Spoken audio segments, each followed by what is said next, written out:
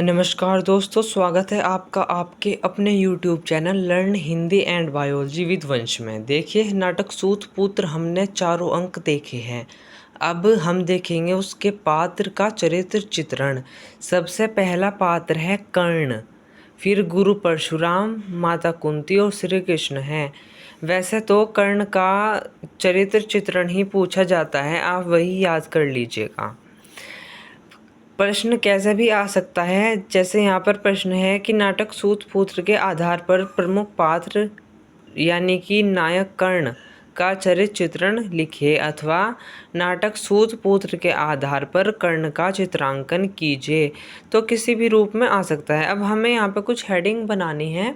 सबसे पहले डालेंगे परिचय कि नाटक सूतपूत का प्रमुख पात्र एवं नायक कर्ण है। इस नाटक के लेखक डॉक्टर गंगा साहेब शर्मा प्रेमी हैं। नाटक के चारों अंकों में लेखक ने कर्ण के चरित्र की विशेषताओं को स्पष्ट किया है, जो निम्नलिखित है।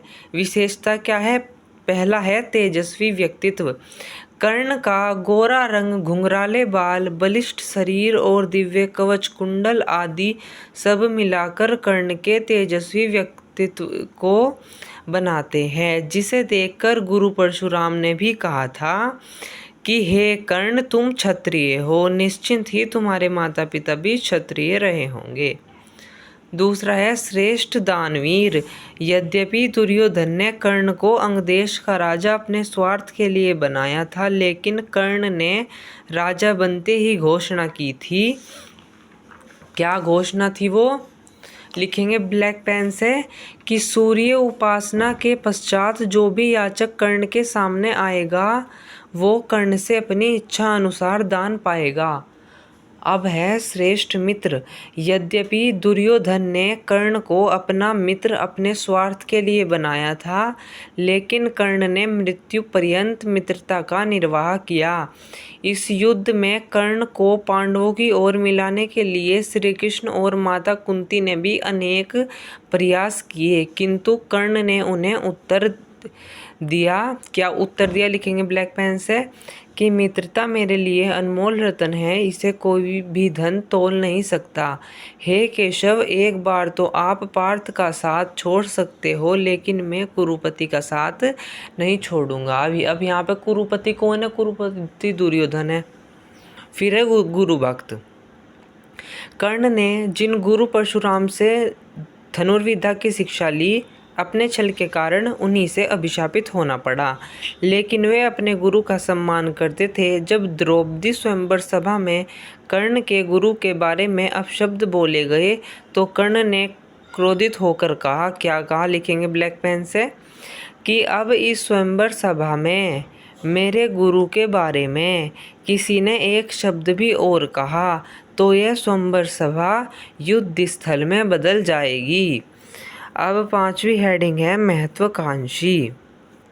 इसमें लिखेंगे कर्ण की सबसे बड़ी इच्छा श्रेष्ठ धनुर्धर और महान योद्धा बनने की थी।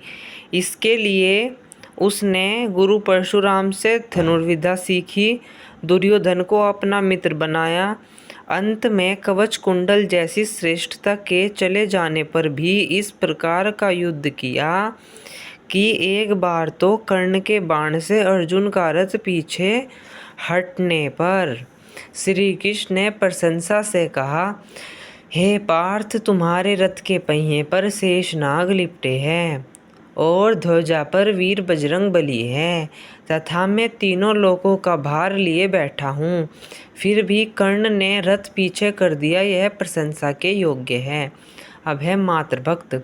कर्ण को जिस माता ने जन्म दिया था, उसने ही समाज के डर से उसे जन्म लेते ही त्याग दिया। लेकिन जब युद्ध में पांडवों के जीवन की चिंता हुई, तो वह कर्ण के पास गई, उसे जन्म का रहस्य बताकर अपना पुत्र बताया और पांडवों की ओर मिलाने का प्रयास किया।